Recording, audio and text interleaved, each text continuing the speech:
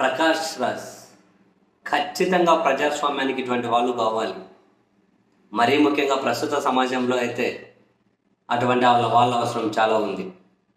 తాను చెప్పాలనుకున్న విషయాన్ని చాలా సూటిగా ఎవరినైతే ట్రిగ్గర్ చేస్తారో వాళ్ళకు కరెక్ట్గా తగిలే విధంగా, ఎలాంటి అసభ్యత లేకుండా, ఎలా సంస్కారహీనం లేకుండా చాలా క్లియర్గా అడుగుతూ ఉంటారు, చాలా క్లియర్గా ప్రశ్నిస్తూ ఉంటారు.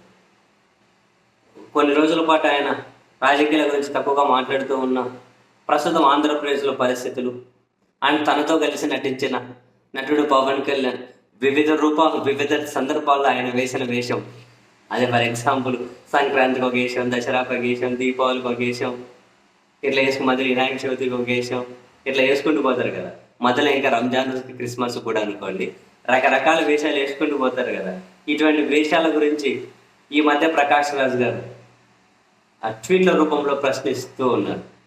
ట్వీట్ల రూపంలో అదే సమయంలోనే ఇంకా వీళ్ళ అభిమానుల పేరుతో కొందరు ఉన్మాదం ఎట్లుంటుందో తెలుసు కదా, చాలా తీవ్రంగా ఆయన దూషించుకుంటూ వెళ్తూ ఉన్నారు.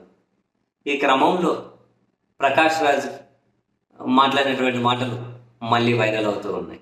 ఆయన ఏమంటారంటే, నన్ను చాలామంది అడుగుతారు, ఏం చూసుకొని నీకు అంత తెగింపు, ఎందుకంత నీకు ధైర్యం అని చెప్పి. వాళ్ళకి నేను చెప్పే సమాధానం ఒకటే, తప్పు చేస్తే భయపడాలి, అన్యాయం వైపు నిలబడితే భయపడాలి. ఉన్నదే కదా మాట్లాడతాను, నిజమే కదా చెబుతాను.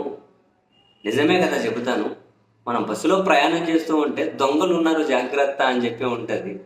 రైల్వే స్టేషన్లోకి వెళ్తే దొంగలు ఉన్నారు జాగ్రత్త అని ఉంటుంది. ఆ బోర్డు చూసి దొంగలు ఎంత బాధపడతారు, అలాగని చెప్పి మరి రాయకుండా ఉంటామా? మంచిని కాపాడుకోవాలి కదా మనం. సో ఎప్పుడూ అంతే, ఎవరో దొంగలకు ఇబ్బంది అవుతుంది అని చెప్పి మనం వార్నింగ్ బోర్డు లేకుండా ఉంటే ఎట్లా అని. ఏంది పుస్తకం అంత మాట వేశారు ప్రకాష్ రాజ్ గారు. ఇంతకు దొంగలు ఎవరో మరి తెలియదు నాకు, తెలియదు. దొంగల మనోభావాలు దెబ్బతింటాయని మనం అలర్ట్ చేయకుండా ఉండలేం కదా.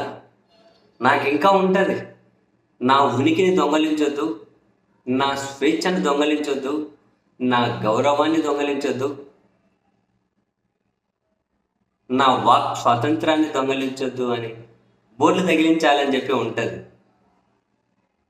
ఇప్పటికే కొందరు దొంగల మనోభావాలు గాయపడుతూ ఉన్నాయి.